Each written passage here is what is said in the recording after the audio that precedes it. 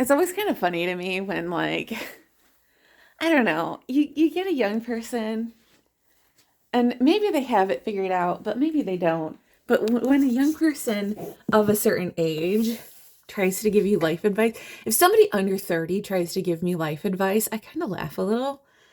And I know that maybe like they're a genius or something, or they have it like all figured out, but maybe they don't. And I don't know. Maybe a person becomes like a billionaire or something at like 25. But also, maybe they don't have it all figured out. I'm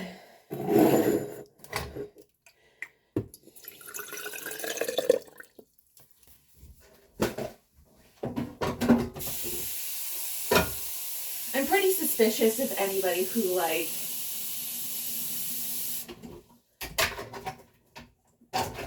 thinks they have their life all figured out before they're, like, of a certain age. Because even now, I'm 39 years old, and I still don't have it figured out. And, like, I'm sorry. It's just, I just think that, because the hubris of youth make you think like, oh yeah, I have it all figured. I have it all figured. I have it all figured out. I have it all figured out. And it's like, okay, okay, okay.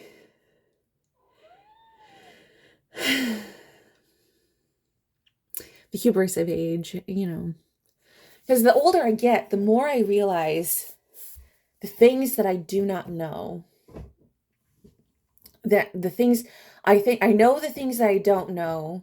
I know the things that I don't know that I need to know, but I also don't know the things that I don't know. And those are scary. The things that you don't know, those are scary. Because like it doesn't even occur to you that you don't know those things. They're just out there in the deep sea of unknowing.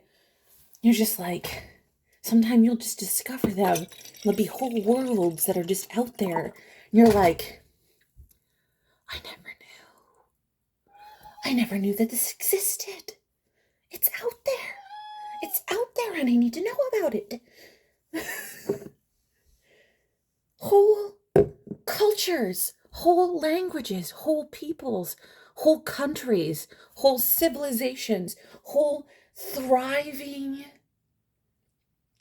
ecosystems unaware of. Isn't that amazing? Things that we don't know. It's a whole thriving animal kingdoms. We don't know they exist, but they're out there. Whole alien universes. Don't know they exist, but they're out there. Could you imagine? Could you imagine? Isn't it great? I know you don't. I know, but it's like, you think about it, just like how much we don't know that we don't know. It's just out there, existing, and we don't know about it. I mean, just think about it.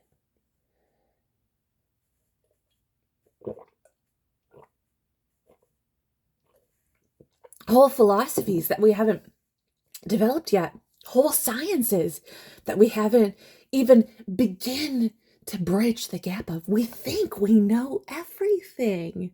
We think that science is hard and fast and everything is just all set in stone. It is not. It is constantly evolving. That's what's beautiful about science. That's what's beautiful. And everybody thinks language is this prescriptive, you have to do it by the book. Language is descriptive and it is evolving. And language, the English language, the French language, every language, in 100 years, in 200 years, in 1,000 years, is going to look vastly different than what we talk right now. And isn't that amazing? They're going to look back at how we speak now and they're going to be like floored. They're going to be like, I can barely understand them. And isn't that amazing? Because maybe they won't even, maybe in 1,000 years or 10,000 years, they won't even have the organs necessary to create the sounds that we have today in order to have the speech necessary to create the sounds that we created. Isn't that amazing? Think about that. We are at a time in our evolutionary history that we can create certain sounds. But think about 10,000 years from now, if humans are still around, maybe they won't be able to create the sounds necessary in order to create human language that we have currently now. Fascinating.